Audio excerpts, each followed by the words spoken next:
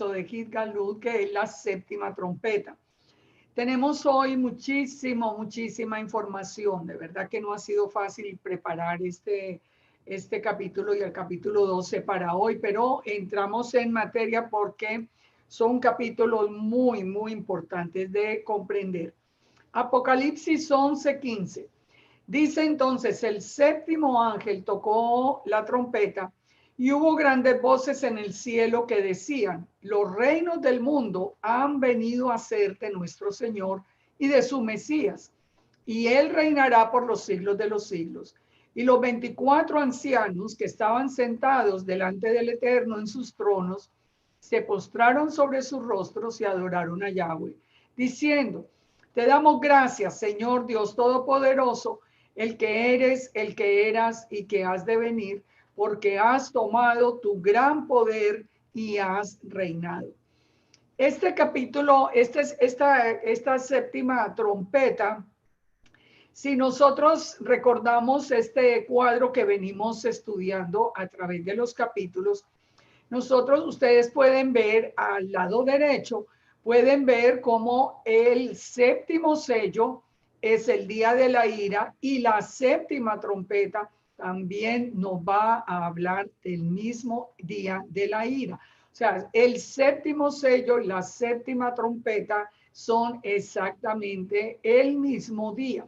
Y recordemos que esto no es una secuencia como pensábamos, que venían los sellos, después empezaban las trompetas, sino que lo estamos viendo de una manera que nosotros podemos ir entendiendo lo que es ese sonido final. Hasta aquí vamos a analizar algo que es muy interesante. Y me voy a extender un poquito en este tema porque nosotros tenemos que entender este momento actual. Yo creo que yo que he enseñado Apocalipsis desde hace tantísimos años y ahora les cuento que esto ha cambiado absolutamente por completo el panorama. Hoy estamos nosotros entendiendo cosas que ni siquiera habíamos imaginado. Hoy nosotros tenemos que volver a entender lo que está pasando en el mundo, porque yo creo que sobre todo los creyentes hemos estado como tan alejados del mundo que ya como que habíamos perdido un contacto que era muy importante de saber qué estaba pasando con el resto del mundo y en dónde íbamos en medio de esta profecía. Esto me trae, les estoy diciendo, ya me van a entender de qué estoy hablando, cuando nosotros entendamos por qué en la séptima trompeta, las voces en el cielo dicen, los reinos del mundo han venido a ser de nuestro Señor y de su Mesías. ¿Por qué? ¿Por qué? Y si el mundo es del Eterno, si Él fue el creador del cielo y de la tierra, ¿por qué dice que han venido a ser? ¿No es que siempre ha sido el mundo del Eterno? Pues no. Vamos a ver exactamente la lucha de este tiempo final a la luz de entender quién es el que tiene la autoridad en los reinos del mundo por voluntad del Eterno, no porque se la hubiera ganado en algún momento, sino por voluntad del Eterno. Esto es muy importante. Entonces les decía que el séptimo sello y la séptima trompeta son el día de la ira y estudiemos entonces de quién son los reinos del mundo. Yo no sé si ustedes alguna vez se han preguntado por qué en Mateo 4:8, por ejemplo, o en Lucas, o donde están en los evangelios, este relato de cuando Yeshua va a comenzar su vida pública, que va al desierto por 40 días. Y allí dice, por ejemplo, en Mateo 4:8, otra vez le llevó el diablo a un monte muy alto y le mostró todos los reinos del mundo y la gloria de ellos. Y le dijo él a Yeshua, todo esto te daré si postrado me adorares. Entonces Yeshua le dijo, vete Satanás, porque escrito está, al Señor tu Dios adorarás y a él solo servirás. El diablo lo dejó y aquí vinieron ángeles y le servían. Hasta aquí uno como que lo lee como sin entrar a hacerse una pregunta. ¿Cómo es que Hasatán le pregunta a Yeshua que es la imagen visible de Elohim, que es el mismo Elohim, que es su mano derecha, que es su palabra. Como le dice, si me adoras, te entrego los mundos. Y dice que le mostró todos los reinos del mundo. Yeshua le hubiera podido responder, pero ¿y acaso son suyos? ¿Y usted con qué derecho me los está ofreciendo? Fíjense que la respuesta de Yeshua es diferente. ¿Con qué le respondió Yeshua? Yeshua le respondió con la Torá. Yeshua le citó Deuteronomio 6:13. A Yahweh tu Elohim adorarás y a él solo servirás. Cuando nosotros estamos estudiando el círculo de la Torá, por ejemplo, es muy interesante poder entender inclusive en qué semana ocurrió en qué semana ocurrió este diálogo entre Yeshua y Hasatán. Nosotros lo podemos saber a través de todo de toda la secuencia. Podemos saber desde el día en que se bautizó Yeshua o hizo su inmersión en el día 9 de Ab, y sabemos que esta inclusive fue la primera de las tentaciones en el desierto. Tuvo que haber sido en la semana siguiente o en la primera semana de Yeshua haber entrado en el desierto. Entonces, ¿por qué? Este es un punto que yo quiero resaltar, que el Hasatán le está diciendo a Yeshua, le está diciendo, los reinos me pertenecen. Y Yeshua no le refutó eso, sino que le dijo, yo de todas maneras, yo no lo voy a adorar porque solo al Eterno se puede adorar.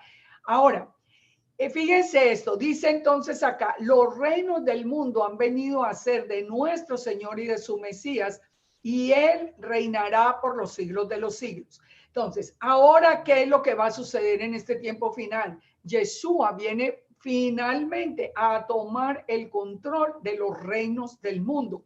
Dice, él reinará. ¿Quién es él? Porque nos está nombrando al Eterno y al Mesías, pero no dice, y ellos reinarán, dice, él reinará. Podríamos pensar, bueno, está diciendo que el Mesías reinará, porque Yeshua va a reinar sobre toda la tierra. Pero recordemos que Zacarías 14 nos dice muy claro, y Yahweh será en aquel día, será rey sobre toda la tierra. O sea, el rey sobre toda la tierra es Yahweh, el rey sobre toda la tierra es Yeshua. Ya sabemos, son un ejad. Cuando Yeshua ponga sus pies en el monte de los olivos, vuelve a ser uno con el Eterno.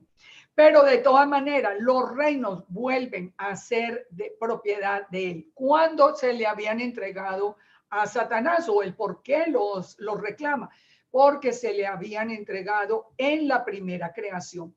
Yo voy a entrar bien rápido en esto y les voy a dejar a ustedes para que las citas, para que ustedes mismos lo lean con atención, pero en contexto. Lean siempre el capítulo anterior, el capítulo que sigue de qué está hablando el texto, para que ustedes entiendan algo que es muy importante. Si nosotros sabemos desde cuándo tiene Hasatán el control del mundo y la autoridad del mundo, vamos a entender mejor este tiempo final. Vamos a entender por qué está tomando el poder ahora y cómo es que ha llegado el mundo a entregarse de esa manera a Satanás, como para que voluntariamente, digamos, se rinda de esa autoridad y no la del Eterno. Recordemos que desde Génesis, en Berechid 1:1-5, nos dice en el verso 2, nos dice que la tierra estaba desordenada y vacía. Eso es algo, si nos dice el verso 1, que en el principio creó Elohim los cielos y la tierra, entonces no tiene sentido que un Elohim perfecto hubiera creado los cielos y la tierra desordenados y vacíos. Algo sucedió entre el verso 1 y el verso 2 que hizo que la tierra apareciera en ese momento de la creación desordenada y vacía. Las palabras que se utilizan en hebreo son las palabras tohu, bohu, desordenado y vacío. ¿Qué nos dice Jeremías 4:23? Él tiene una visión y nos dice, miré a la tierra y vi que estaba asolada y vacía. Otra vez, tohu bohu. El Padre le estaba permitiendo ver la creación, porque esto fuera de ese tiempo de la creación, nunca más la tierra ha estado desordenada y vacía, ni siquiera en el tiempo del diluvio. En el tiempo del diluvio estuvo inundada por la cantidad de aguas, por haberse abierto los abismos, pero no estaba desordenada y vacía. Entonces dice, y miré a la tierra y estaba asolada y vacía, los cielos y no había en ellos luz. Miré a los montes y aquí que temblaban, todos los collados fueron destruidos. Miré y no había hombre, todas las aves del cielo se habían ido. Bueno, si ustedes siguen leyendo todo el texto, ustedes van a ver que esto jamás ha ocurrido desde el tiempo de esta creación hasta ahora. ¿Qué era lo que el Eterno le estaba permitiendo ver a Jeremías? El antes de la creación, entre el verso 1 y el verso 2. Dice, sigue diciendo Jeremías, miré y aquí el campo fértil era desierto, las ciudades eran asoladas, porque así dijo Yahweh, toda la tierra será asolada, pero no la destruiré del todo. Por esto se enlutará la tierra y los cielos arriba se oscurecerán, porque hablé, lo pensé, no me arrepentiré, no me arrepentí ni desistiré de ello. El Salmo 18, 7 al 15 y segunda de Samuel 22, 8 nos hacen exactamente el mismo relato. Esto, ¿qué pasa? El Eterno le está mostrando a David, le está mostrando también esta misma etapa de la creación. Porque antes de la creación, ¿por qué sabemos? Pues porque tampoco esto ha sucedido. Por si ustedes lo leen con atención, yo tengo que ir muy rápido. Nos dice, la tierra fue conmovida y tembló, se conmovieron los cimientos de los montes y se estremecieron porque se indignó él. O sea, está hablando acá de la indignación del Eterno. Humo subió de su nariz y de su boca, fuego consumidor. Carbones fueron por él encendidos, se inclinó los cielos, descendió. Había densas tinieblas debajo de sus pies. Recordemos que el primer acto de creación fue separar la luz de las tinieblas. Cabalgó sobre un querubín y voló sobre las alas del viento. Puso tinieblas por su escondedero, por cortina suya alrededor de sí, oscuridad de aguas, nubes de los cielos. Por el resplandor de su presencia sus nubes pasaron, granizo y carbones ardientes. Tronó en los cielos Yahweh y el Altísimo dio su voz, granizo y carbones de fuego. Envió sus saetas y los dispersó, lanzó relámpagos, los destruyó. Entonces, dice, aparecieron los abismos de las aguas y quedaron al descubierto los cimientos del mundo. Jamás ha pasado esto después de, digamos, de la creación como la conocemos nosotros. Esto, los cimientos del mundo quedaron con la indignación del Eterno, quedaron al descubierto. Los abismos de las aguas, recuerden, el espíritu de Elohim se movía sobre las aguas, había tinieblas, se va a separar la luz de las tinieblas. Dice, a tu reprensión, oh Yahweh, por el soplo del aliento de tu nariz. Envió desde lo alto, me tomó, me sacó de las muchas aguas. En fin, ustedes pueden leer con atención este texto y ustedes van a ver que no existe ni un solo momento en el que haya habido un juicio como ese. El Salmo 68:4 nos dice, nos confirma que el que cabalga sobre los cielos es el Eterno. Cantad al Eterno, cantad salmos a su nombre. Exaltada al que cabalga sobre los cielos, Yahweh es su nombre. Así que este que vino cabalgando, dice como nos dice acá, que cabalgando sobre un querubín viene a hacer esta destrucción a la tierra. Sabemos que fue el Eterno. Entonces, ¿qué sucede? ¿Qué fue lo que pasó allí? El Eterno había hecho su primera creación. Y en esa primera creación le había sido entregada le había sido entregada al querubín, el más importante que él tenía, que hoy lo conocemos nosotros como Hasatán. O la palabra nos lo muestra, por ejemplo, como en Isaías 14:1, como el rey de Babilonia. Por ejemplo, nos dice Isaías 14:1. Yahweh, hablando del final, porque fíjense que Isaías 14:1 está hablando ya de la recolección final de Israel. Yahweh tendrá piedad de Jacob, escogerá a Israel lo hará reposar en su tierra y a ellos se unirán extranjeros y se juntará la familia de Jacob. Esto solo va a ocurrir al final. Nosotros sabemos por la historia de la división de las dos casas de Israel que solo se van a juntar al final. En el día en que Yahweh te dé reposo de tu trabajo y de tu temor y de la dura servidumbre en que te hicieron servir a las dos casas de Israel, a todos los hijos del Eterno, pronunciarás este proverbio contra el rey de Babilonia. ¿Cómo lo llama acá? Lo llama el rey de Babilonia. ¿De dónde nos dice el Eterno que tenemos que salir? Salir de Babilonia, pueblo mío, es lo que dice el Eterno. ¿Quién es el rey de Babilonia? Hasatán. Entonces dice, y dirás, ¿cómo paró el opresor, la ciudad codiciosa de oro? Quebrantó Yahweh el báculo de los impíos, el cetro de los señores, el que hería a los pueblos con furor, con llaga permanente, el que se enseñoreaba de las naciones con ira y las perseguía con crueldad. Ahora sí, en ese tiempo final que viene, el milenio, toda la tierra está en reposo, en paz, se cantaron alabanzas, después de que todo el Hasatán y todos sus servidores entren ya en ese periodo ya de un juicio final. Aún dice los cipreses se regocijaron, pero dice que el Seol se espantó, despertó muertos que salieron a recibirle. Está hablando del rey de Babilonia, está hablando de Hasatán, hizo levantar de sus sillas a todos los príncipes. Ellos le preguntarán, ¿también te debilitaste como nosotros y llegaste a ser como nosotros? Descendió al Seol tu soberbia, el sonido de tus arpas, gusano será tu cama, gusanos te cubrirán. ¿Cómo caíste del cielo, oh lucero, hijo de la mañana? Cortado fuiste por tierra, tú que debilitabas a las naciones. Mucho de esto lo vamos a entender en este capítulo 12, pongan atención. Esto de que fuiste cortado por tierra, tú que debilitabas a las naciones.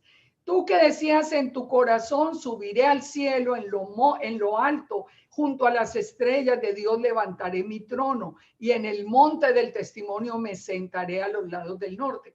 Esto es todo. Si ustedes, yo les recomiendo que ustedes vean un estudio que se llama La batalla por Jerusalén, para que ustedes puedan entender esto, porque pues no puedo entrar más en el tema, pero les dejo por lo menos la idea. ¿Cuál es el monte del testimonio donde Hasatán decía me voy a sentar? Es el Ohel Moed, que es el tabernáculo de reunión. O sea, recordemos una cosa que es muy importante.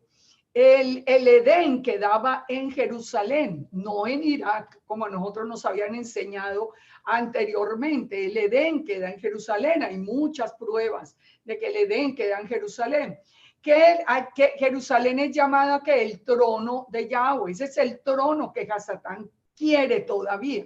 Y fue lo que hizo, como el Edén quedaba allí, y vamos a ver ahora cuando se le entrega la autoridad sobre las naciones, se la entrega el Eterno, él se endurece en su corazón por la arrogancia, por el poder que tenía y quiere levantar su trono en el mismo trono del Eterno. Pues no estamos hablando del trono en el cielo, estamos hablando del trono en Jerusalén que Jerusalén se llama el trono de Yahweh. Entonces, dice que se sentará a los lados del norte. ¿Qué es eso? Donde se recibían las ofrendas. O sea, todo esto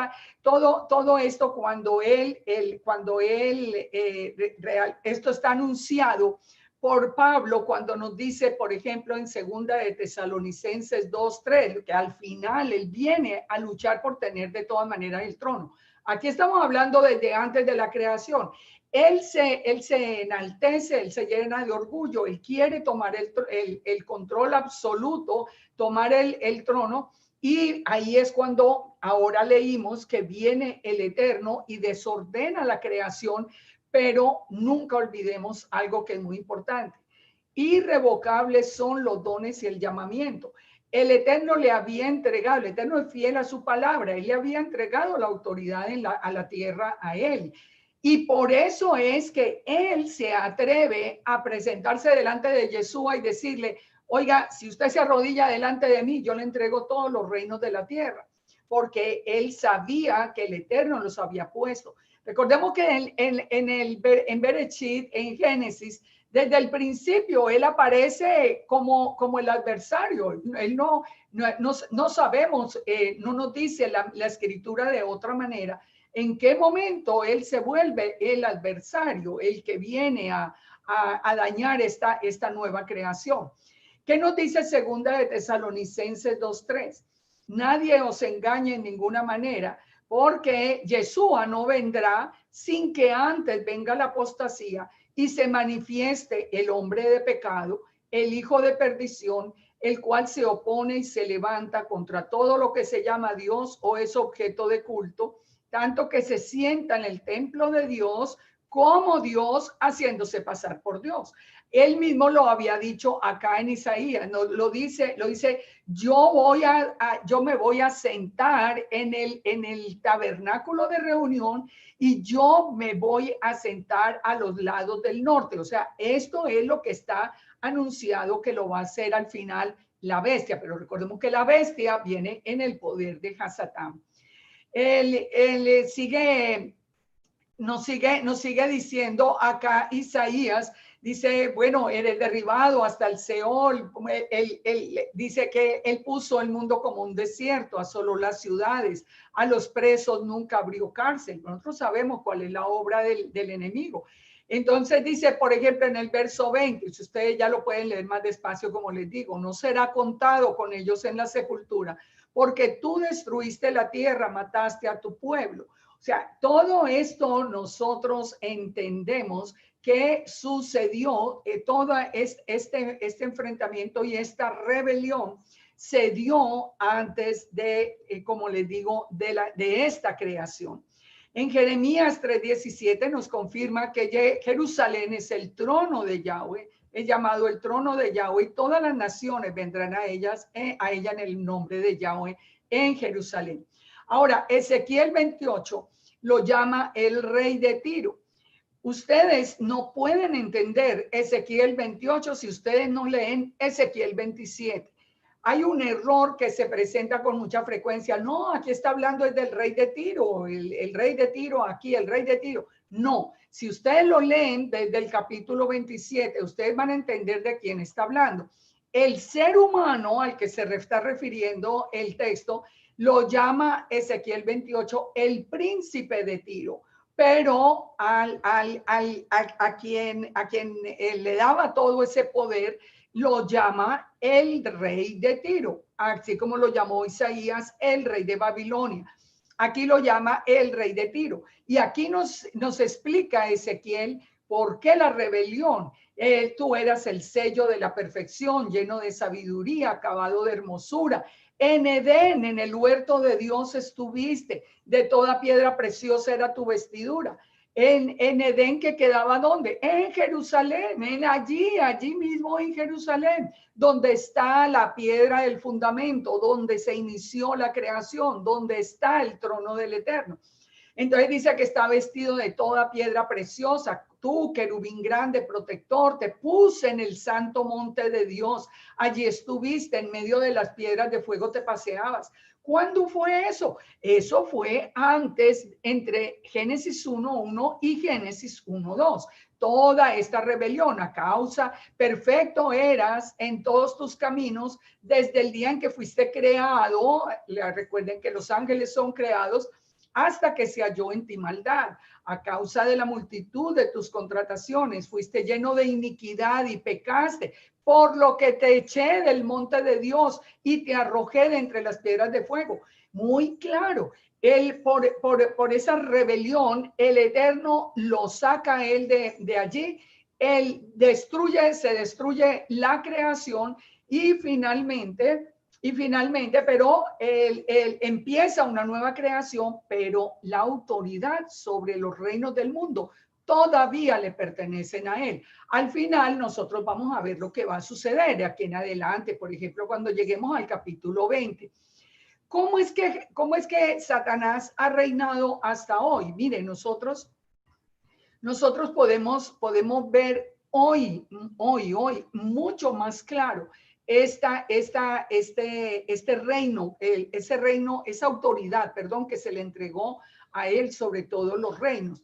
Lo que sucede es que viene un plan donde se ha ido haciendo todo, hay un plan perfecto para que nosotros sin darnos cuenta nos fuéramos como aclimatando al poder de Hasatán, aunque creyéramos que estábamos del lado del Eterno. Miren, les voy a decir por qué. Hoy estamos en el 2020 y hoy por hoy, fíjense, la mayoría de las personas, la mayoría, yo diría, yo no sé qué, un porcentaje absolutamente alto, no tiene ni idea de qué se trata el trono de Pérgamo en Berlín, en Alemania. No tiene ni idea. No tienen ni idea que es el mismo trono de Satanás que aparece en Apocalipsis 2:13. No tienen ni idea que fue cerrado en el 2016 y que reabre muy curiosamente, para que tengamos eso muy presente, en noviembre del 2020. Algo es una estructura como esa, que es tan lujosa, tan excesivamente lujosa, le están invirtiendo millones y millones de euros en la remodelación. ¿Y por qué? ¿Y por qué para el 2020? ¿Y por qué lo cerraron desde el 2016? ¿Qué es lo que va a pasar? El Hasatán está estableciendo su trono y la gente ni sabe. Sabemos, ya habíamos hablado tal vez, sabemos de un expresidente que se fue, inmediatamente lo nombraron de allá 4 veces fue, mientras fue candidato, mientras fue presidente, trajo la réplica, la puso y eso se hace a la luz del mundo y el mundo no se da cuenta. ¿Por qué no se da cuenta? En otra época hubiera sido un escándalo impresionante, pero en esta época, ¿por qué no se da cuenta? Porque nos hemos habituado y nos hemos aclimatado, digamos, tanto a la maldad que ya no somos capaces de reconocer lo que es bueno y lo que es malo. Ahora, fíjense, ¿qué se suma a todo eso? ¿Cómo se logró ese plan para que hoy nosotros podamos ver lo que estamos viendo? Por ignorancia de la palabra del Eterno en primer lugar. Sabemos que desde el tiempo de Yeshua empezó esta última resistencia, digamos, esta última batalla por el mundo. Esta última batalla, cuando Yeshua vino, él viene a recoger a su pueblo para dar esa batalla final contra Hasatán y finalmente él volver a tener el control absoluto del mundo. Pero la ignorancia de la palabra ha sido muchísima. Se nos ha traído a lo largo de la historia y muy bien adornada temas como la deshumanización, como el evolucionismo, como el feminismo, como el ateísmo, como el materialismo, y todos hemos caído en eso. Nosotros no podemos decir que no hemos caído y no sabemos de dónde viene. Fíjense, si nosotros analizamos hoy las principales religiones, digamos que nosotros conocemos, hablemos las del lado del Eterno. Si vemos al cristianismo, ¿en qué estaba el cristianismo en todos los últimos años? Hablando de prosperidad, hablando de materialismo. Vengan para que consigan dinero y casa, carro y beca y para que tengan lo mejor. Materialismo. La palabra arrepentimiento, la palabra obediencia, pues como además se nos decía que la Torá estaba abolida, pues ya ni siquiera había necesidad. Es decir, que se fue acabando el mensaje del Eterno mientras que el mundo nos absorbía con el pensamiento del adversario. Desde el punto de vista del catolicismo, hablemoslo desde lo mejorcito del catolicismo. Entonces, la misericordia sin arrepentimiento, él es muy bueno, no importa uno cómo viva, él de todas maneras lo quiere a uno, o sea, toda una distorsión, aparte de que nunca se leía la palabra, aparte de tantas cosas que sabemos que no vamos a entrar acá. Desde el punto de vista del judaísmo, ¿qué ha pasado? En las enseñanzas de hombres por encima de las enseñanzas del Eterno. enseñanzas que vienen de la masonería y de todo esto, que son como la reencarnación, como el mismo Kabbalah, el mismo comunismo fue iniciado por un judío, por Carlos Marx, todo. Si ustedes ven todo esto y ustedes se van a dar cuenta que aún hoy en esta restauración de Israel, muchos de los que vinieron de la iglesia cristiana, que dieron el paso, que escucharon el llamado, vienen y se van detrás de la reencarnación. La reencarnación que hace, echa por tierra todo el plan de las escrituras. O sea, eso es toda enseñanza babilónica. Ustedes saben toda la historia, eso viene de Tamuz, que reencarnó, etcétera. Pero es un punto oficial dentro del judaísmo.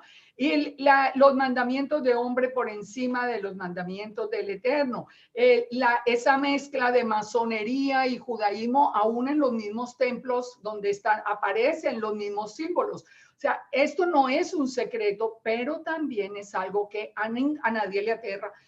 Como que eso es normal, como que muy interesante. Yo me meto en Kabbalah y yo me meto en todo eso. El Dios del Kabbalah no es el mismo Dios de Israel, no es. Porque el uno es una fuerza que no tiene conocimiento, el otro nos hizo con amor y nos conoce, no son ni siquiera el mismo Elohim, pero nada, eso suena como también que allá no vamos y sin darnos cuenta estamos en los terrenos que son del antimesías.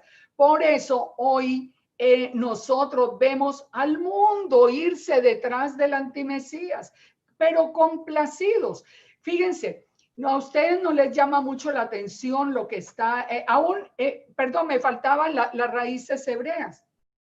¿Qué está pasando en el punto de las raíces hebreas? Nosotros que conocíamos a Yeshua, que nos fue revelado en el cristianismo, vienen a las raíces hebreas y por la influencia del judaísmo, muchos empiezan a negar a Yeshua. Yeshua es un hombre cualquiera. Yeshua, no, él es divino, pero es otro Dios. O se menosprecia la identidad de Yeshua. No, Yeshua es un mensajero, así como los mensajeros de los faraones y de los reyes paganos. Y al final resultamos como que el Eterno era igual y tenía hasta los mismos nombres que el rey pagano de Moab o el rey pagano, una cantidad de cosas que hace que nosotros sin darnos cuenta vamos perdiendo el norte, vamos perdiendo ese apego y esa seguridad en nuestro Elohim y nos vamos detrás del enemigo sin advertirlo, sin darnos cuenta. El negar a Yeshua se ha vuelto un punto crítico en las raíces hebreas. Todo el que le diga a usted que Yeshua es un hombre cualquiera está en apostasía absoluta, porque eso no es lo que dice la palabra. Ahora, fijémonos lo que está ocurriendo alrededor. A ustedes no les llama mucho la atención que todo lo que se está descubriendo hoy tan fuerte en el mundo, mientras nos tienen aquí encerrados, se está descubriendo todo esto, tenga que ver con los niños. Pues eso no es una coincidencia. ¿Por qué? ¿Por qué se está hablando tanto hoy de pedofilia, de abortos, de venta de sangre, de sangre de bebés, de venta de órganos? ¿Por qué se está hablando, por ejemplo, de cosas tan espantosas como ese mercado de adrenocromo? ¿Cómo es posible que hubiéramos llegado a un punto de degeneración tan absoluta en el mundo que hoy se estén haciendo una cantidad de arrestos y de cosas por ese tráfico de sangre de bebés? O sea, un tráfico inhumano. Es que mejor dicho, es que ni hablar de eso tan espantoso. ¿Por qué contra los niños? ¿Por qué se promueve la pedofilia? ¿Por qué se promueve todo esto? Porque es el culto a Moloch. No es que todo el mundo se perdió, se degeneró hacia el mismo lado. Ustedes ven inclusive hasta en la iglesia católica cuánto se ha descubierto de pedofilia. ¿Pero por qué? Porque es el culto a Moloch. ¿Qué era lo que había que entregarle a Moloch? Los niños, sacrificarle a los niños, la sangre de los niños, el terror de los niños para ser sacrificados, quemados vivos en las manos de él. Eso mismo tiene que ver con todo este tráfico que estamos viendo hoy. Ahora, fíjense, ¿a qué horas se empezó a dañar tanto el corazón del mundo, que en los países nuestros nosotros lo estamos viendo? Personas aparentemente, digamos correctas en el sentido que están viviendo una vida ordenada, que están trabajando, que tienen sus profesiones. ¿A qué hora llegamos a que nuestros países se quieran poner en el gobierno asesinos de toda una vida, narcotraficantes, o sea, sabiendo quiénes son?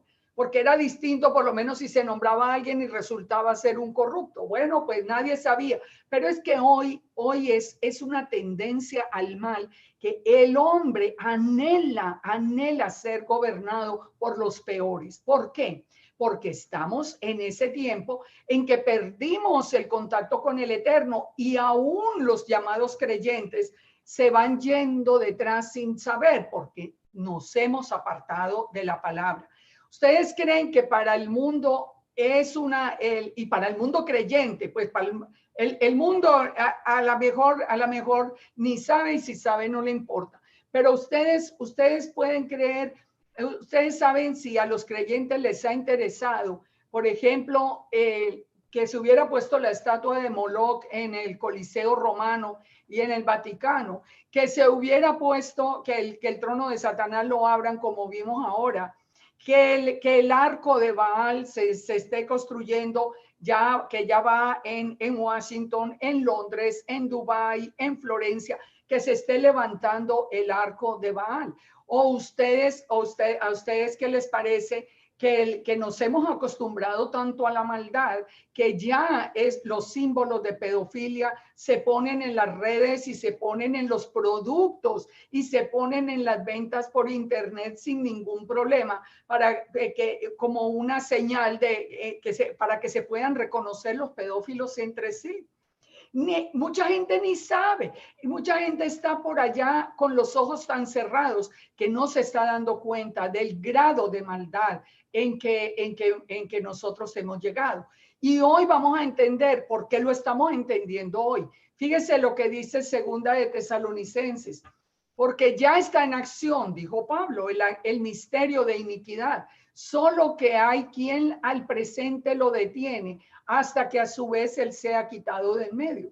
¿Quién es el que detiene que toda esa iniquidad apareciera como está apareciendo ahora?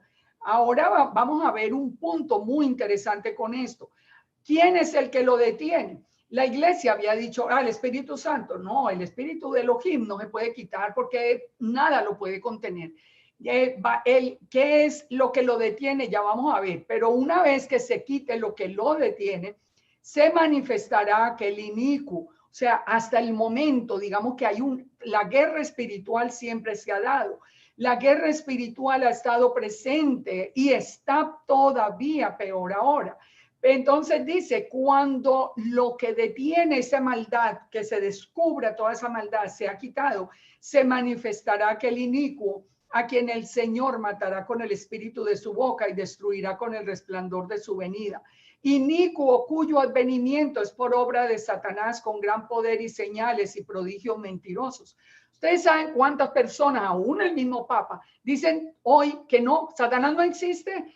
No existen, son las malas inclinaciones nuestras. Pues siento mucho, pero Hasatán fue ese querubín al que se le entregó la primera creación, y ese es un ser que va a terminar, es uno de los únicos 3 que van a terminar vivos en el lago de fuego. Dice, con engaño de iniquidad para los que se pierden. Dice, inicuo cuyo advenimiento es por obra de Satanás, con poder, señales y prodigios mentirosos, con todo el poder. Hoy, ¿cómo tienen el poder para llegar hasta todos nosotros? A través de los medios de comunicación, a través de todo. Todos los medios de comunicación están rendidos a todo ese movimiento. Todo lo que está llevando, todo está, se oculta lo que se tiene que ocultar y se manipula todo con engaño de iniquidad, dice, para los que se pierden por cuanto no recibieron el amor de la verdad.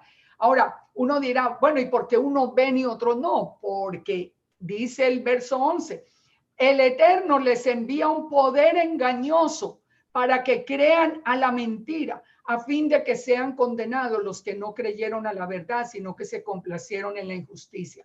Si una persona se ha metido y se ha metido y se ha metido en ese terreno del adversario y le parece bien y le parece que eso está, sabe, el Eterno mismo le manda un poder engañoso para que crea la mentira. Y ese poder engañoso está presente entre nosotros porque uno puede ver la ceguera. Ahora, volvamos entonces a Apocalipsis. Nos dice entonces que ahora sí los reinos van a ser del Mesías. Y el verso 17 dice, te damos gracias, Señor Dios Todopoderoso, el que eres, el que eras y has de venir, porque has tomado tu gran poder y has reinado. O sea, ya al final vuelve a tomar, por eso vuelve la paz y ya hay una paz eterna, ya hay una paz para siempre, porque el Eterno es el que vuelve a tomar el control. Y se airaron las naciones y tu ira ha venido y el tiempo de juzgar a los muertos, de dar el galardón a tus siervos los profetas y a los santos y a los que temen tu nombre, a los pequeños, a los grandes y de destruir a los que destruyen la tierra. Esos que están hoy aquí en esas posiciones con tantísimo dinero y fomentando toda la destrucción del mundo, pues van a terminar exactamente destruidos, como dice el Eterno. Las naciones, entonces, ¿qué es lo que viene al final? Juzgar a los muertos. ¿Por qué? Porque recuerden que hay dos resurrecciones. Los que murieron con Yeshua resucitan con él en su venida. Los otros se quedan hasta la segunda resurrección, el juicio ante el trono blanco. Para darle el galardón a los siervos y a los santos. ¿Cuál es el galardón? Bueno, vamos a ver ahorita parte del galardón, pero bien, parte del galardón viene en lo que se llama el tribunal de Yeshua. Y viene después para destruir a los que destruyen la tierra. El templo entonces de Yahweh fue abierto en el cielo. El arca del pacto se veía en el templo, allá en el cielo se veía el arca del pacto y hubo relámpagos, voces, truenos, un terremoto y grande granizo. Recordemos que esos terremotos, ustedes recuerdan cuando vimos que iba a haber un terremoto inmensamente grande el día que resucitaran los dos testigos. Ahí va a haber este terremoto. Recuerden que estamos en el mismo tiempo. Entonces entremos ya con esto, entendiendo quién es este dragón, entendiendo quién es el adversario, quién es Hasatán. Ahora sí, entremos en Apocalipsis 12. Por eso me extendí allí, para poder entender este capítulo. Entonces dice Apocalipsis 12, apareció en el cielo una gran señal. Aquí vamos a ver el remanente de Israel. Apareció en el cielo una gran señal, una mujer vestida de sol con la luna debajo de sus pies y sobre su cabeza una corona de 12 estrellas. Y estando encinta, clamaba con dolores de parto en la angustia del alumbramiento. Y también apareció otra señal en el cielo. He aquí un gran dragón escarlata que tenía 7 cabezas y 10 cuernos, y sus cabezas 7 diademas. Y su cola arrastraba la tercera parte de las estrellas del cielo y las arrojó sobre la tierra. El dragón se paró frente a la mujer que estaba para dar a luz a fin de devorar a su hijo tan pronto como naciese. Y ella dio a luz un hijo varón que regirá con vara de hierro a todas las naciones, y su hijo fue arrebatado para el Eterno y para su trono. Y la mujer huyó al desierto, donde tiene lugar preparado por el Eterno, para que allí la sustenten por 1260 días. Vamos a estudiar Apocalipsis 12 en estos tramos, porque para poder entender todo esto. ¿Cuál es la señal? Primero miremos esto. Dice que apareció en el cielo una gran señal, una mujer vestida de sol. Vamos a ver esto. Ustedes están viendo allí en su PowerPoint, están viendo los símbolos, lo que nosotros conocemos como el zodíaco. Y dirán, ay, pero ¿cómo así? ¿Qué es esto? Vamos a ver una cosa hoy que es muy importante de entender. Nos dice que la señal aparecería en los cielos. Vamos a aprender algo hoy muy, muy importante porque también lo tenemos que saber. Es que el desconocimiento es bien atrevido para discutir las cosas. El Salmo 19:1 nos dice, los cielos declaran la gloria del Eterno. Un día emite palabra a otro día y una noche a otra noche declara sabiduría. No hay lenguaje ni palabra, ni es oída su voz. Es decir, en los cielos se puede ver la gloria del Eterno. Esto, como se ha llamado en hebreo, en las escrituras hebreas, se llama el Mazarot. El Mazarot nos está hablando de las constelaciones. ¿Qué es lo que ha pasado con esto? Nosotros, porque nunca estudiamos esto, si el Eterno fue el que creó los cielos y la tierra, ¿por qué el Satanás se apropió de esto desde el principio y lo convirtió en astrología? Lo que era del Eterno acá, esa fue otra de las distorsiones bien grandes. Fíjense lo que, como nos dice Génesis 1, el Eterno dijo, haya lumbreras en la expansión de los cielos para separar el día de la noche y sirvan de señales. Esas lumbreras son señales. Entonces, aquí nos está hablando de una señal muy específica. Cuando nosotros leemos, por ejemplo, Job 38:31, encontramos la definición exacta y la palabra en hebreo Mazarot, cuando nos dice el Job, podrás atar los lazos de las Pléyades o desatarás las ligaduras de Orión. Sacarás tú a su tiempo las constelaciones, ahí es donde aparece la palabra Mazarot, las constelaciones de los cielos, o guiarás a la osa mayor con sus hijos. Supiste tú las ordenanzas de los cielos, dispondrás tú de su potestad en la tierra. Nosotros vivimos en una época en que primero el enemigo se había adueñado de esto y había hecho de esto todo un culto a las estrellas. Ustedes saben que prohibido inclusive por el Eterno. Pero ¿qué es lo que nosotros tenemos que aprender hoy? El evangelio completo está escrito en los cielos cuando se estudia el Mazarot, cuando se estudian las constelaciones, pero desde el punto de vista del mensaje del Eterno. Esto es otra historia. No es del punto de vista de adivinación como lo hace Hasatán, ni el punto de vista de que viene para mí bien y que entra por aquí, que sale por allí. No, pero nosotros tenemos que volver a recuperar lo que es del Eterno. Y aquí es muy claro para la señal y para identificar quién es la mujer. En Mateo 2:1, cuando Yeshua nació, dice que vinieron de Oriente unos magos diciendo, ¿dónde está el rey de los judíos que ha nacido? Porque hemos visto su estrella. Ellos sí sabían de qué señal estaba hablando, de quién era esta mujer vestida de sol que estaba para dar a luz. Esa sí sabía, ellos sí sabían de qué estaban hablando. Ahora, cuando nos dice entonces, nos dice, por ejemplo, Isaías 7:14, el Señor mismo dará señal. Otra vez aquí la palabra para señal es la palabra Od, que es Aleph y Tab, pues bien especial. Aquí nos dice, el Señor mismo dará señal. Una virgen, una alma, una mujer joven, concebirá y dará a luz un hijo y llamará su nombre Emmanuel, que significa Dios con nosotros. Esto pues no tengo el tiempo de entrar, pero si ustedes solamente lo ven, ustedes se dan cuenta de que lo que nos fue revelado a nosotros desde que tuvimos ese encuentro con Yeshua es real. La Virgen concibió el Espíritu Santo mismo puso en el vientre de Miriam, puso ese bebé, ese óvulo ya fue fecundado y ella simplemente sirve para traer ese bebé al mundo, pero sin un ADN ni de Miriam y mucho menos de José, porque no se habían casado siquiera. Pero cuál es la identidad? Él es el Eterno con nosotros, una gran señal. Esa mujer que va a dar a luz. Ahora, aquí nosotros podemos ver, si nosotros estudiáramos el Mazarot, podríamos ver el evangelio completico, pero hoy no vamos a entrar en eso.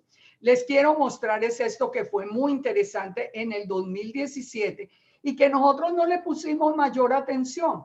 Nosotros como que lo miramos, ve qué interesante, pero resulta que no es coincidencia además que esta figura de la mujer vestida de sol, ustedes lo ven acá, vestida de sol, ustedes ven junto a los pies la luna, o sea, parada sobre la luna y las estrellas, las dos estrellas alrededor de la cabeza. Se hubiera dado a nivel de esa constelación, se hubiera dado en Israel en el 2017, exactamente el 22 de septiembre, que era la fiesta de Yom Teruah. Y vamos a ver por qué esto tiene tanta importancia. Fíjense, así aparecía en los cielos ese 23 de septiembre del 2017. Les digo que por el momento lo miramos y después lo olvidamos como si hubiéramos esperado que sucediera quién sabe qué cosa, pero es que ¿qué empezó a pasar a partir del 2017? ¿Qué empezó? ¿De qué llevamos 3 años? Esto fue en el 2017.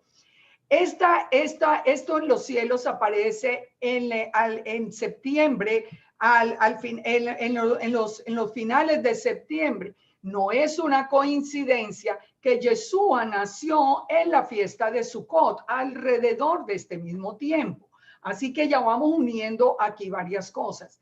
Ahora, cuando nosotros, aquí tal vez se puede ver más claro cómo está la luna en los pies, ella vestida de sol con todas las estrellas, las dos estrellas alrededor. ¿Por qué es importante esto y por qué lo quise traer? El hecho de ser Yom Teruah siempre se ha considerado en la tradición judía, en la tradición, ahora en todo lo que nosotros estamos aprendiendo, siempre se ha considerado que el tiempo de angustia de Jacob va a comenzar en un día de Yom Teruah. Esto ya lo habíamos visto en algún otro estudio. Siempre se ha considerado, en Israel siempre está el ejército está muy alerta en Yom Teruah, porque siempre se ha pensado que en un día de Yom Teruah comienza el tiempo de angustia de Jacob. Y si nosotros leemos Apocalipsis 12, no sería nada raro. ¿Por qué? Porque el tiempo de angustia de Jacob, por ejemplo, en Jeremías 30, ¿de qué nos habla? Nos habla de que es tan terrible ese tiempo que dice que mirad a ver si el varón da a luz, porque he visto que los hombres tenían las manos sobre los lomos como mujer que está de parto y se han vuelto pálidos los rostros. O sea, está haciendo referencia como a lo que es el parto. El mismo Yeshua nos habló de los dolores de parto. O sea, siempre está relacionado el tiempo de angustia de Jacob con dolores de parto, con parto. Y aquí en Apocalipsis 12, la mujer vestida de sol va a dar a luz. En Isaías 13, 6, 8 nos dice: aullad porque cercano está el día de Yahweh, el día final. Vendrá como asolamiento del Todopoderoso. Por tanto, toda mano se debilitará y desfallecerá todo corazón de hombre. De las cosas tan terribles que vamos a ver, si ya estamos viendo unas tan horribles, ¿cómo era lo que vamos a ver? Y se llenarán de terror, angustias y dolores se apoderarán de ellos. Tendrán dolores como mujer de parto. Se asombrará cada cual al mirar a su compañero, sus rostros como rostros de llamas. Fíjense, siempre el tiempo de angustia de Jacob está unido a esa labor de parto. En Miqueas 5:2, ¿qué nos dice? Que en Belén nacería el que es el Señor de Israel, el Rey de Israel, y sus salidas son desde el principio de la eternidad. O sea, Yeshua es eterno, no puede ser un hombre. En el presente dice, pero los dejará, o sea, él vendrá y se irá, o se irá de nuevo hasta el tiempo que dé a luz la que ha de dar a luz. Apocalipsis 12 empieza diciendo, la mujer Israel que da a luz y el resto de sus hermanos se volverá con los hijos de Israel. En el momento en que da a luz, el resto de los hermanos se unen las dos casas de Israel y se vuelven. Ya lo vamos a ver. En el futuro, dice, y él estará y apacentará con poder de Yahweh, con grandeza en el nombre de Yahweh su Elohim, y morarán seguros el milenio. O sea, Miqueas 5 del 2 al 4 nos habla del pasado, del presente y del futuro. Ahora, entonces, ¿a quién representa la mujer? A Israel. Nosotros sabemos que es Israel, ¿por qué? Primero, porque dice que dio a luz un hijo varón que regirá con vara de hierro a las naciones. ¿Quién es esa mujer? Específicamente la que dio a luz el hijo varón que regirá con vara de hierro. Sabemos que es Miriam, lógicamente. Muchos tienen miedo de decir porque la iglesia dice que es la Virgen María. No, bueno, entonces ya no quieren decir que es Miriam, pero sí es Israel, representa a Israel, pero aquí nos está hablando literalmente también, habla en general y habla en forma literal de Miriam, porque ella fue la que dio a luz a Yeshua, que regirá con vara de hierro a las naciones, y su hijo fue arrebatado para Dios y para su trono. Ahora, ¿cuándo fue arrebatado? ¿Cuándo fue arrebatado Yeshua? Pues cuando subió al cielo en una nube y anunció que regresaría. Esto todo lo podemos nosotros comprobar sabiendo ya nosotros viviendo después del tiempo de Yeshua. Ahora, entonces, hay esa señal del cielo, hay una señal del cielo. Es una señal que el Eterno ha puesto entonces en el firmamento, pero también hay una señal del dragón. ¿Cuál es la señal del dragón? Esta era la de Israel. Ahora, ¿cuál es la del dragón? También apareció otra señal en el cielo. He aquí un gran dragón escarlata rojo, que tenía 7 cabezas, 10 cuernos y en su cabeza 7 diademas. Su cola arrastraba la tercera parte de las estrellas del cielo y las arrojó sobre la tierra. Y el dragón se paró frente a la mujer que estaba para dar a luz, a fin de devorar a su hijo tan pronto como naciese. Recordemos que Apocalipsis no es escrito aquí, mezcla diferentes tiempos, porque aquí nos va a hablar desde el nacimiento. ¿Por qué nos va a hablar del nacimiento de Yeshua y de cómo el dragón quiso destruirlo? ¿Y por qué nos está hablando desde ese mismo tiempo? Porque aquí nos va, esta es una de las figuras que han sido llamadas como las figuras místicas de Apocalipsis, que nos está dando un mensaje acerca del remanente que será recogido. Pero entonces miremos, ¿cuál es esa señal en el cielo?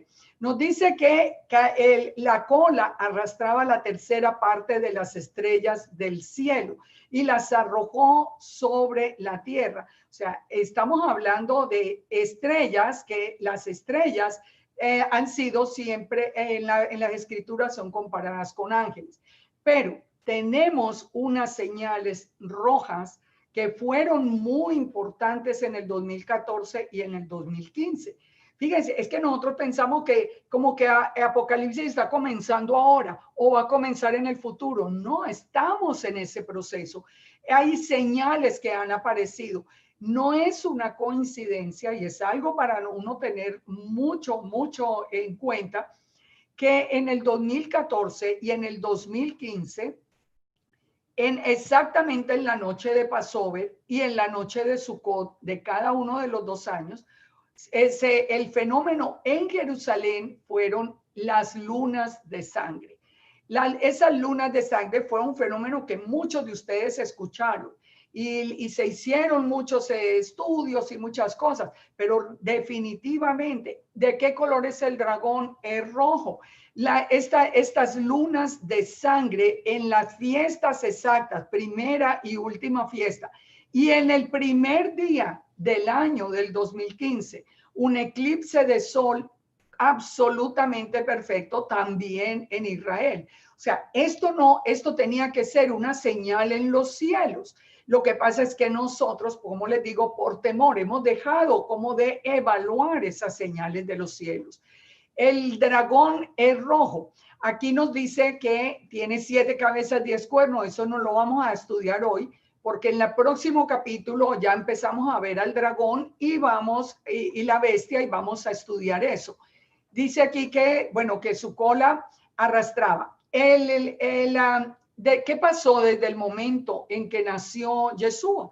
El Mateo 2:7, llamando Herodes en secreto a los magos, le dijo, indagó diligentemente el tiempo de la aparición de la estrella. Si ven, el mismo Herodes entendía que esa señal era en los cielos. Lo que estos sabios estaban viendo era en los cielos, la aparición de la estrella. ¿Y qué hizo después? Buscó a Yeshua para matarlo. Ya sabemos toda esa historia. Fíjense, el dragón nos está advirtiendo, siempre quiere matar al niño cuando nace. Lo intentó con Yeshua. Hoy lo está tratando con los niños. Acabamos de ver el problema de abortos, de pedofilia, de todo. O sea, esa destrucción viene del dragón. ¿Quién es el gran dragón? Isaías 27 lo dice muy claro. El Eterno castigará con su espada dura, grande y fuerte al Leviatán, serpiente veloz, y al Leviatán, serpiente tortuosa, y matará al dragón que está en el mar. En el próximo lunes vamos a ver la bestia que sale del mar. Apocalipsis 12:9 nos dice, fue lanzado fuera el gran dragón, la serpiente antigua, que se llama Diablo y Satanás. Se dan cuenta que no es esa historia de que es la mala inclinación del hombre. No, el dragón es la serpiente antigua que se llama Diablo y Satanás, que engaña al mundo entero. Él fue arrojado a tierra, dice, y los ángeles fueron arrojados con él. Ya lo vimos. En Apocalipsis 22, que nos dice, prendió al dragón, la serpiente antigua, que es el diablo y Satanás, y lo ató por 1000 años. Aquí está hablando de alguien en concreto, no de una tendencia pecaminosa. Eso no existe. Ahora, fue arrebatado, ya lo vimos en Hechos 1:9, cuando dice que los ángeles lo llevaron y le preguntaron a los discípulos, ¿qué estáis mirando al cielo? Así como Jesús ha sido tomado, así vendrá como le habéis visto ir al cielo. Recordemos solamente un dato muy interesante, que fue la última pregunta que le hicieron antes de que él subiera al cielo. Le preguntaron, ¿restaurarás a Israel en este tiempo? No, ese no era el tiempo es ahora. Ahora, entonces, ¿qué nos sigue diciendo el Apocalipsis 12? Ya sabemos, la mujer es Israel. Está hablando del nacimiento de Yeshua, está hablando de la intención del dragón de destruirlo. Y la mujer huyó al desierto, donde tiene lugar preparado por el Eterno para que la sustenten por 1260 días. ¿Cuánto tiempo son 1260 días? Ya lo vimos inclusive con los 2 testigos. Son 3 años y medio. Ahora, ¿de qué nos está hablando? Israel huyó al desierto. ¿Dónde en la historia de Israel hasta ahora podemos situar esto?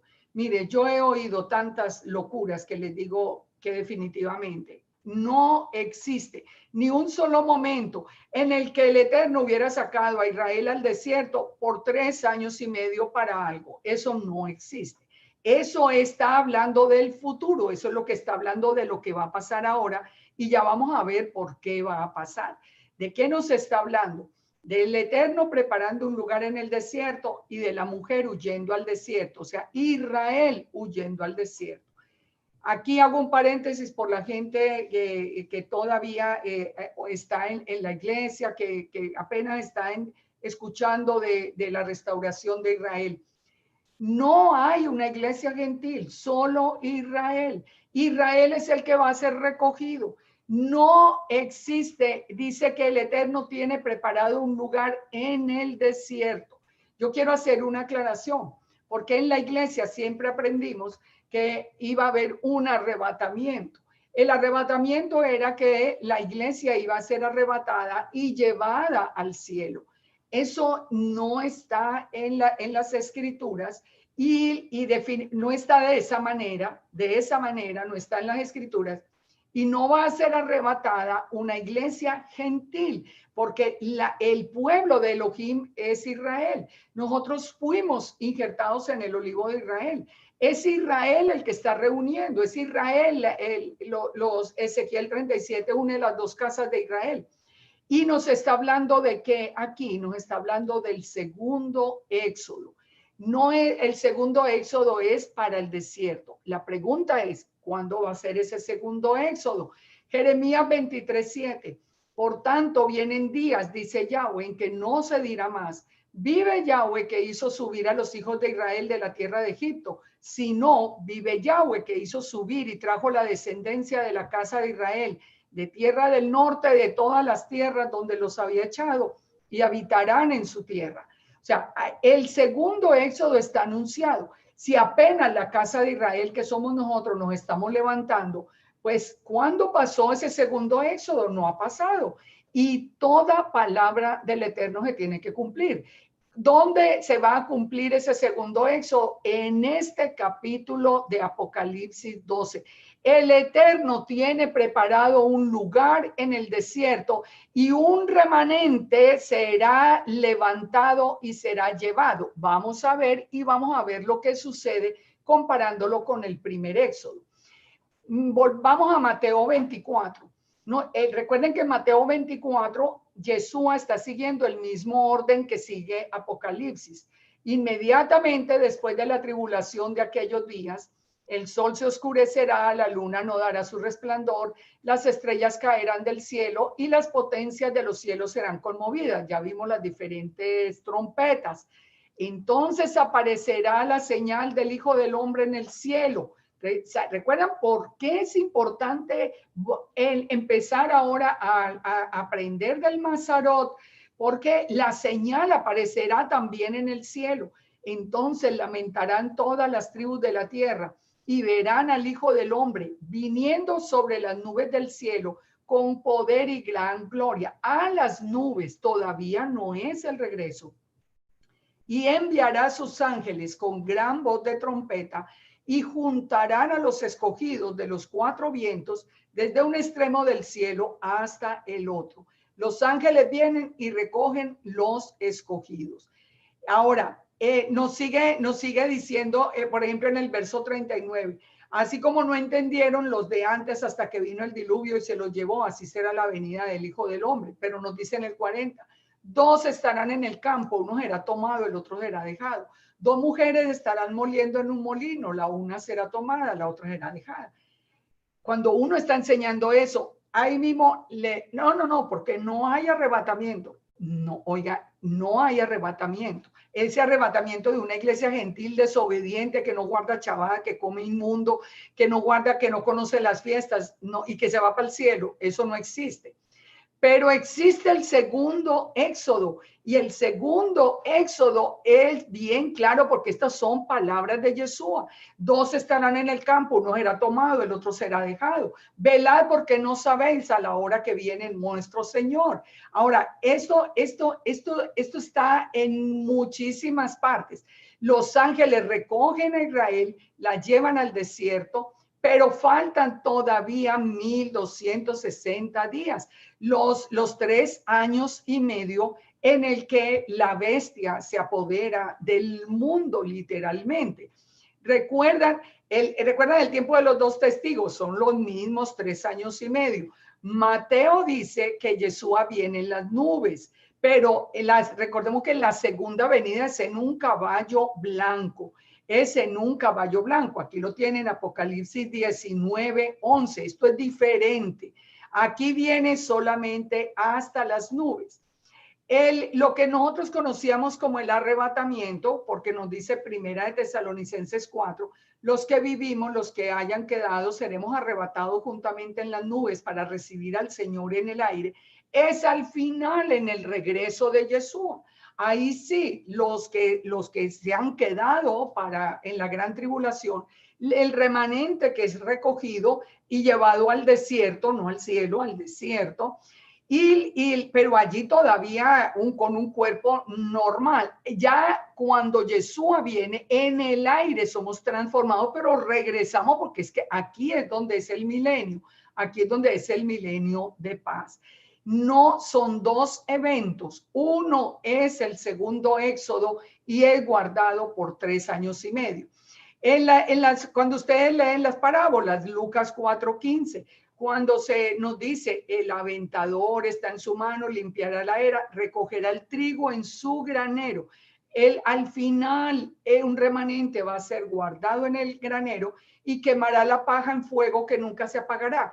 Ese fuego, ¿cuál es? No es el infierno, son esos 3 años y medio de gran tribulación, de los que nos habla de tanta angustia que hasta el más valiente va a ser descompuesto por la presión de lo que se va a ver. Mateo 13 dice que les habló por parábolas para que viendo no vean, para que oyendo no oigan. O sea, recuerden, el Eterno habló por parábolas para que nosotros buscáramos esa sabiduría del Eterno. Entonces, cuando después de decir todo esto, el corazón de este pueblo se ha engrosado, como vimos ahora al principio, nosotros tenemos tan engrosado el corazón que ya ni podemos reconocer lo que es bueno y lo que es malo. Mire, yo he visto tantas personas creyentes y que sé que de verdad, de corazón aman al Eterno, apoyando a todos estos que promueven el aborto, la pedofilia, todo eso, y los apoyan. Y uno dice, pero esto ¿qué contiene? Ya el corazón se ha engrosado de tal manera que, como dice, ahí sigue diciendo la palabra, que con sus oídos oyen pesadamente, han cerrado los ojos. Ellos no pueden ver, ellos no pueden oír, ni se dan cuenta, como que no entienden ni qué es lo que está pasando. ¿Por qué? Porque el corazón se ha engrosado. Pero después de esta advertencia, en la parábola del sembrador que nos dice que va a separar el trigo de la cizaña, va a recoger el trigo en el granero. De nuevo, hay un trigo que va a ser recogido antes. Ese corresponde a qué? A este Apocalipsis 12. El que siembra la semilla es el Hijo del Hombre. Yeshua es el que siembra la buena semilla. El campo es el mundo. La buena semilla, los hijos del reino. La cizaña, los hijos de Satán, los hijos del malo. Dice, el enemigo es el que siembra la cizaña. La siega es en al final. Es que más claro imposible. ¿Y quiénes son los segadores? Los ángeles. ¿Qué es lo que hacen los ángeles? No recogen. Dice que de la manera como se arranca la cizaña y se quema el fuego, así será en el fin del siglo. Enviará el Hijo del Hombre a sus ángeles y recogerán de su reino a todos los que sirven de tropiezo y a los que hacen iniquidad, y esos se quedan en esos 3 años finales. Y allí será el lloro y crujir de dientes. Y los justos, dice, resplandecerán como el sol en el reino de su Padre. Recuerden que la mujer está vestida de sol. O sea, ese remanente de Israel va a ser como resplandeciente de sol. El reino de los cielos vuelve otra vez, dice, así será el final del siglo. Saldrán los ángeles y apartarán a los malos de los justos. Esto se repite una y otra vez. ¿Qué dijo Yeshua? El que me confiese delante de los hombres, lo confesaré delante de los ángeles. ¿Por qué? Pues para que lo recojan. Pero el que me niegue delante de los hombres será negado delante de los ángeles de Dios.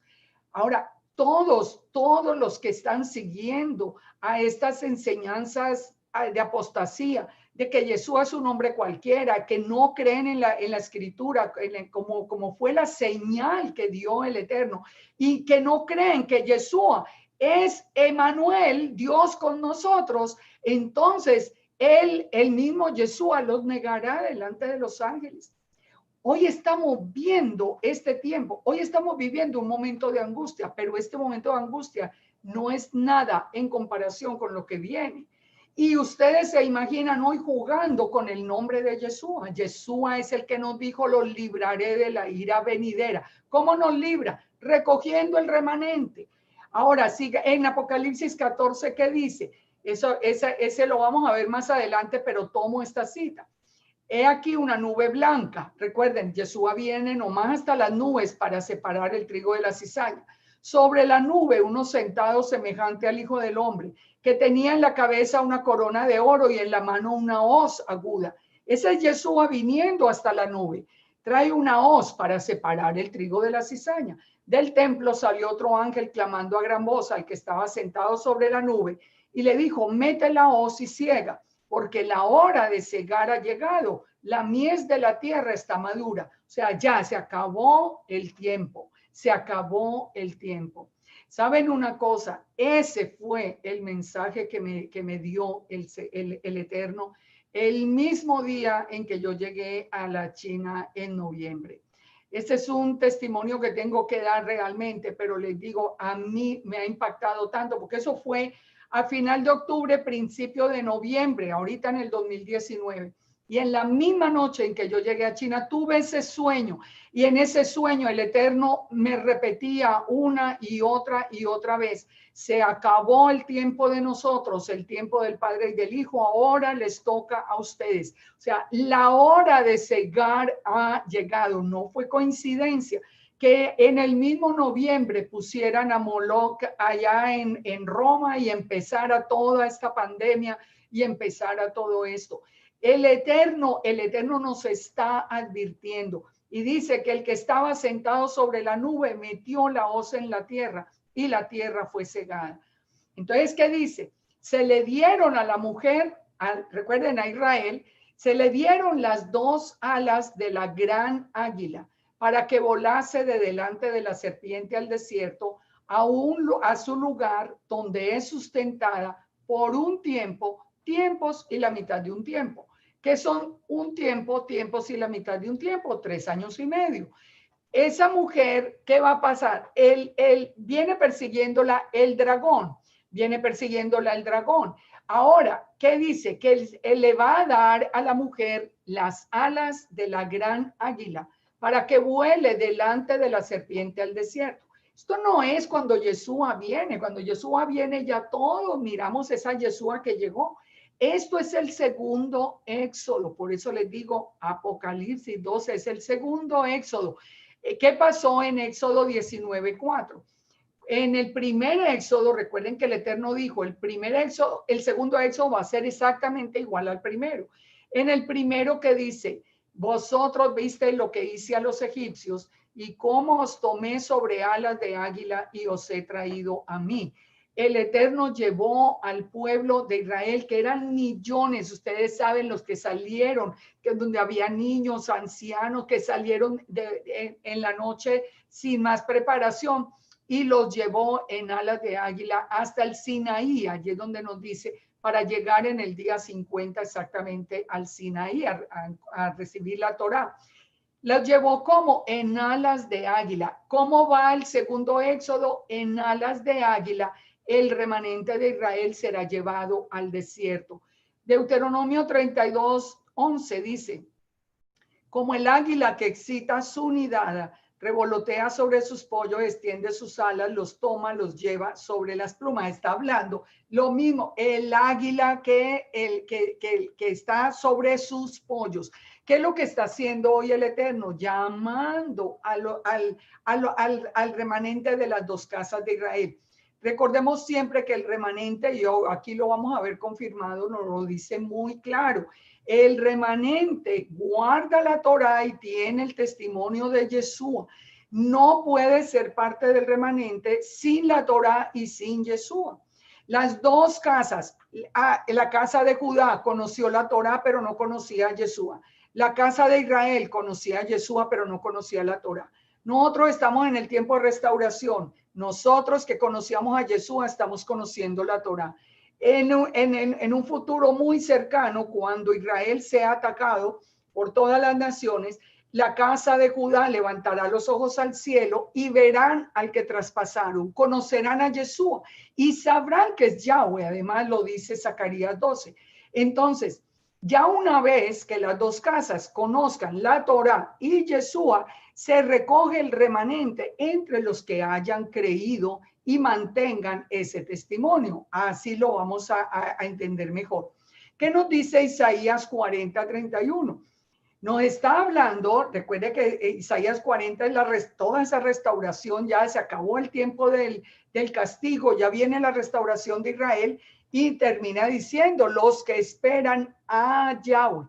Fíjense, hay una diferencia como nosotros lo hemos aprendido. Y nosotros aprendimos los que esperan en el Eterno. Yo puedo esperar en el Eterno su misericordia, su amor. No, los que esperan a Yahweh, los que esperan que Él venga, tendrán nuevas fuerzas, levantarán alas como las águilas, correrán, no se cansarán, caminarán, no se fatigarán. Así será este día de la recolección del remanente. Levantaremos alas como las águilas. Eso es lo que está hablando. Correrán, no se cansarán, caminarán, no se fatigarán. ¿Por qué? ¿Por qué? Bonito, por favor, le dices acá. Isaías 10:22, porque si tu pueblo Israel fuese como la arena del mar, el remanente de él volverá. Fíjense, también en el Tanakh encontramos cantidades de citas, donde nos dice que hay un remanente que regresará. En Joel 2:32, todo aquel que invocar el nombre de Yahweh será salvo. Porque en el monte de Sión y en Jerusalén habrá salvación, como ha dicho Yahweh, y entre el remanente al cual él habrá llamado. Joel nos está hablando del tiempo final, del día de la ira, pero nos dice, el que invocar el nombre de Yahweh será salvo, porque en el monte de Sión y en Jerusalén habrá salvación, como ha dicho Yahweh, y entre el remanente que habrá llamado. La salvación, nosotros que la habíamos aprendido como que ya nos salvamos y nos íbamos para el cielo, no, eso no. La salvación es venir al pueblo que el Eterno guarda. Y aquí en Jerusalén, recuerda, ¿dónde lo lleva el remanente? Al desierto. En Jerusalén habrá salvación entre el remanente que él habrá llamado. Bien, entonces hay una batalla en el cielo. Aquí va a pasar algo con ese remanente que va a ser sacado. Dice en Apocalipsis 12:7, después hubo una gran batalla en el cielo. Miguel y sus ángeles luchaban contra el dragón y luchaban el dragón y sus ángeles, pero no prevalecieron ni se halló lugar para ellos en el cielo. Y fue lanzado fuera el gran dragón, la serpiente antigua que se llama Diablo y Satanás, el cual engaña al mundo entero. Fue arrojado a la tierra y sus ángeles fueron arrojados con él. Fíjense, esta batalla en el cielo, ¿de qué nos está hablando? Ustedes se acuerdan que ahora leímos que es que el inicuo aparecería cuando fuera levantado el que detiene la protección de Israel. ¿Quién es? Es Miguel.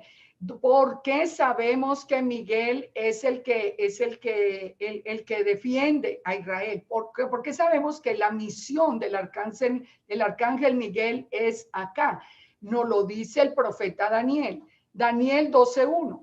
En aquel tiempo se levantará Miguel, el gran príncipe que está de parte de los hijos de tu pueblo, y será tiempo de angustia de Jacob, cual nunca hubo desde que hubo gente hasta entonces. Yo creo que el mundo ha pasado por guerras espantosas, cosas horribles, pero nos dice que en ese tiempo, cuando Miguel se ha quitado de acá de la tierra de proteger a Israel, dice que será un tiempo de angustia como nunca se ha conocido. En aquel tiempo, dices, o sea, en el momento en que Miguel se ha levantado y Hasatán se ha echado a la tierra, entonces dice que él será libertado tu pueblo. ¿Será libertado tu pueblo de dónde? Ese remanente recogido que va a ser guardado por 3 años y medio. Es que fíjense y verá que así todo tiene sentido. Entonces nos dice, el gran dragón, ya Miguel es levantado, ya no hay protección aquí para Israel. En el cielo libra esa batalla con el dragón y sus ángeles y es lanzado el gran dragón, la serpiente antigua, que es Satanás, es lanzado a la tierra. Ahí es cuando él viene y son los 3 años últimos y medio de la bestia en el poder de Hasatán. Hasatán no está en la tierra, él está en los aires, ya lo vamos a ver. Entonces dice, oí una gran voz en el cielo que decía, ahora ha venido la salvación, el poder y el reino de nuestro Elohim y la autoridad de su Mesías. O sea, ¿qué quiere decir esto? Que el poder de Hasatán sobre la tierra se lo quitan es cuando él mismo venga aquí, ya sea echado del cielo. Recordemos que en Job nos dice que los hijos de Dios se presentaron y entre ellos estaba Hasatán, o sea, todavía él se puede presentar delante del Eterno a acusarnos, pero de ese momento ya no más. Ahora sí ha venido la salvación, o sea, la recolección, la protección a Israel, el poder y el reino de nuestro Elohim y la autoridad de su Mesías, porque ha sido lanzado fuera el acusador de nuestros hermanos, el que los acusaba delante de nuestro Elohim día y noche. Recuerden siempre, hasta en la historia de Job, oiga, vengo de recorrer la tierra y sabe que vi a Job, pero quítele todas sus bendiciones y verá, es lo mismo, toda el acusar.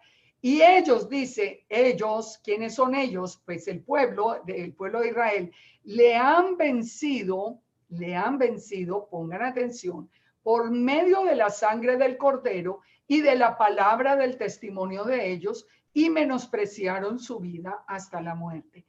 ¿Qué es de lo que nos está hablando de nuevo? La sangre del cordero, la palabra del testimonio. Recuerden, el remanente tiene la Torá, tiene la fe de Yeshua, pero lo que vence es la sangre del cordero. Por lo cual, cielos y los que moráis en ellos, alegraos. Ay de los moradores de la tierra y del mar. Ay, esos 3 años y medio terribles finales, porque el diablo ha descendido a vosotros con gran ira, sabiendo que tiene poco tiempo. Yeshua dijo, lo libraré de la ira venidera, lo guardaré 3 años y medio en el desierto, pero solo un remanente. Entonces, bueno, aquí ya vimos, dice que Hasatán está en los aires, no está en la tierra. ¿Cómo lo sabemos? Efesios 6:12. Dice que son huestes espirituales de maldad en las regiones celestes. Él dice entonces que le han vencido por medio de la sangre del cordero. Fíjense una cosa que es muy, muy interesante. Ahora en la restauración de Israel, ¿contra qué se lucha en las enseñanzas? Y hasta tratan de menospreciarlo a uno si uno hace referencia a la sangre del cordero o a la cruz. No, que no murió en una cruz, que murió en una estaca o en un árbol y se inventan cualquier cosa. ¿Por qué no quieren la cruz? ¿Por qué no quieren la sangre del cordero? No, que la sangre, eso era un ritual pagano, que él no los ha rociado con ninguna sangre. Pues siento decir, y de todas maneras me gusta aclarar esto, que el mismo Yeshua dijo, aquí nos está hablando de la sangre del cordero, cuando Yeshua en Mateo 26 dice, mi sangre, esta es la sangre del nuevo pacto, que por muchos es derramada para remisión de los pecados. El valor de esa sangre derramada, ¿por qué? Porque en el primer pacto Moisés roció al pueblo con la sangre también, con la sangre de un cordero. Éxodo 24:8. Entonces Moisés tomó la sangre y roció sobre el pueblo. Eso no era ningún ritual pagano. Esto es literal. Roció sobre el pueblo con la sangre y Moisés dijo, he aquí la sangre del pacto que Yahweh ha hecho con vosotros. Sin derramamiento de sangre no hay perdón de pecados. Por más que se quiera hoy ignorar y entonces ya no se habla de la cruz, que la cruz es una letra tap, es el pacto, porque ese es el nuevo pacto. Y fíjese, Hebreos 9:22 nos confirma que sin derramamiento de sangre no hay perdón. ¿Cómo fue que ese Israel recogido, cómo vence al dragón? Por medio de la sangre del cordero, por la palabra del testimonio de ellos. Fíjense lo importante que es permanecer en las escrituras. Es que nosotros nosotros podemos tomar de muchas enseñanzas, podemos hacer una evaluación, como decía Pablo, y escudriñarlo todo y retener lo bueno, pero lo que no está en la escritura, no lo podemos, nosotros no podemos cambiar la palabra. Él dice, por lo cual cielos, bueno, ya lo leímos, hay de los moradores porque ha descendido Hasatán por 3 años y medio con gran ira sobre el mundo. Dice entonces, cuando vio el dragón que había sido arrojado a la tierra, persiguió a la mujer que había dado a luz al hijo varón, o sea, persiguió a Israel. Lo primero que vino fue a perseguir a Israel, lógicamente. Y se le dieron a la mujer las 2 alas de la gran águila, ya vimos el segundo éxodo, para que volase de delante de la serpiente al desierto, a su lugar, donde es sustentada por 3 años y medio. Un tiempo, tiempos que son 2, más 1, 3 y la mitad de un tiempo. Y la serpiente dice, arrojó de su boca tras la mujer agua como un río para que fuese arrastrada por el río. Pero la tierra ayudó a la mujer, pues la tierra abrió su boca y tragó el río que el dragón había echado de su boca. Entonces el dragón se llenó de ira contra la mujer y se fue a hacer guerra contra el resto de la descendencia de ella, los que guardan los mandamientos de Dios y tienen el testimonio de Yeshua. Miren esto, entendamos esto que ya es el último, los últimos versos. Entendamos esto. ¿Cómo fue en el primer éxodo? Ya dijimos que el Eterno mismo nos dijo, escribí el fin desde el principio. ¿Qué fue lo que pasó? Él abrió el mar para que pasara Israel. ¿Qué hizo? ¿Quién lo empezó a perseguir? Todo el ejército de Faraón.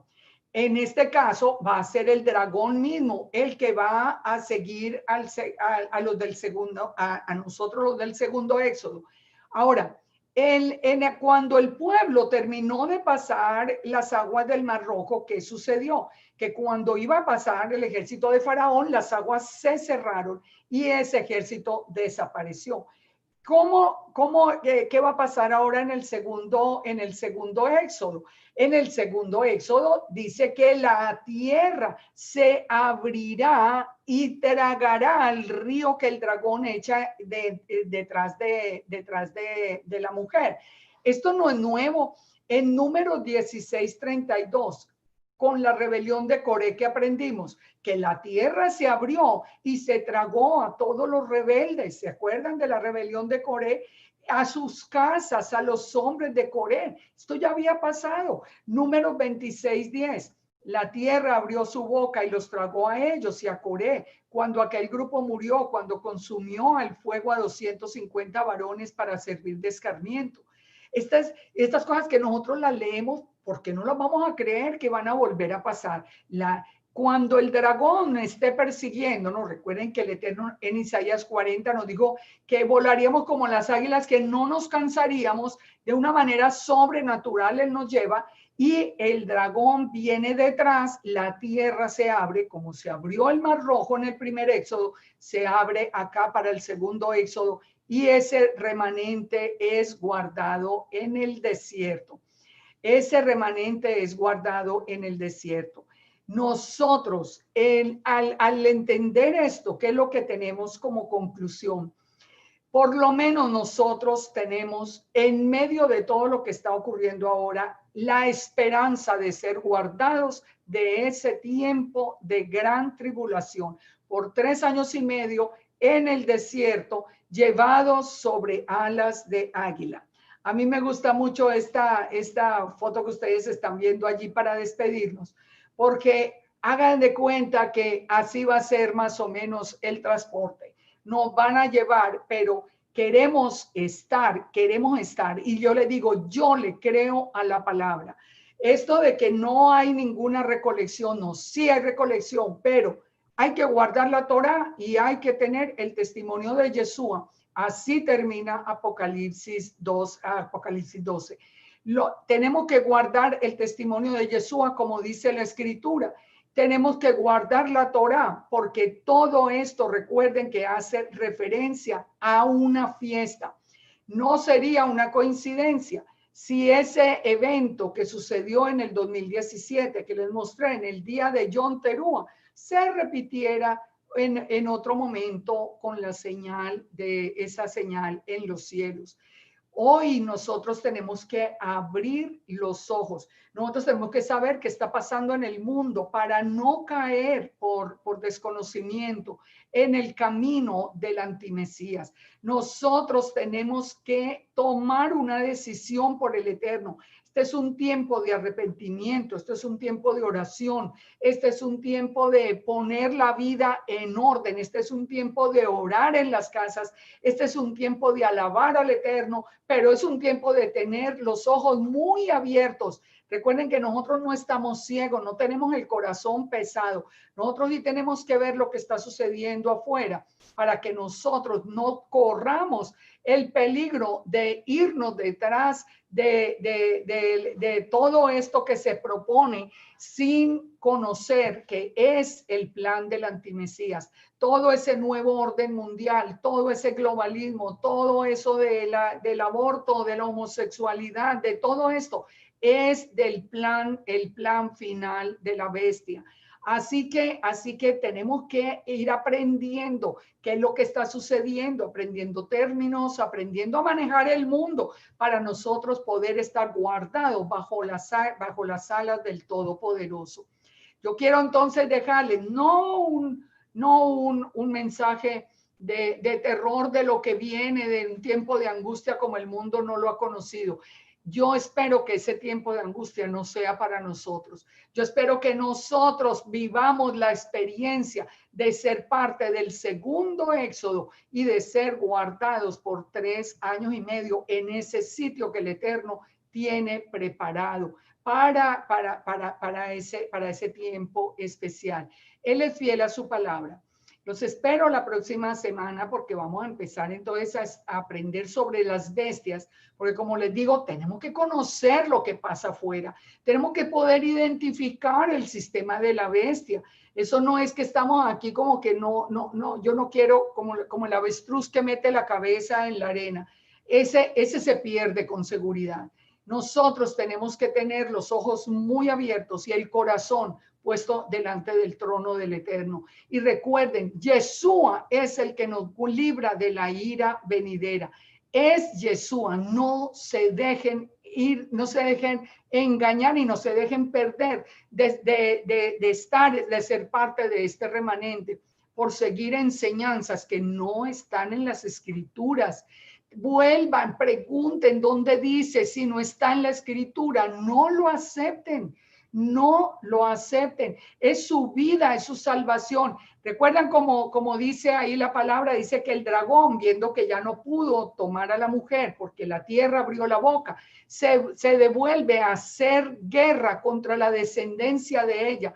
Es decir, contra los que siendo creyentes se quedaron o por no creer en Yeshua, como dice la escritura, o por creer en Yeshua y no tener la Torah.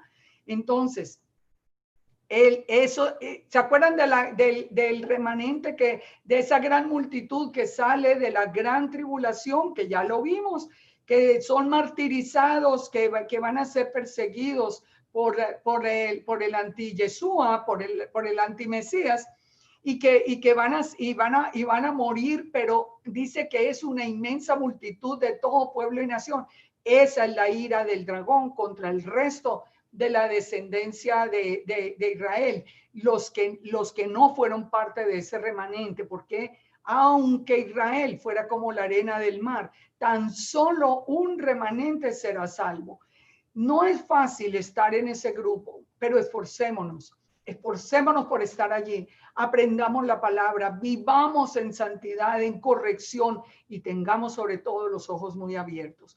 Shalom para todos, que el Eterno nos bendiga. Yo les sugiero que ustedes vuelvan a escuchar ya con más tiempo la enseñanza y el rúa de santidad la ponga en los corazones, porque necesitamos saber cómo es este tiempo final.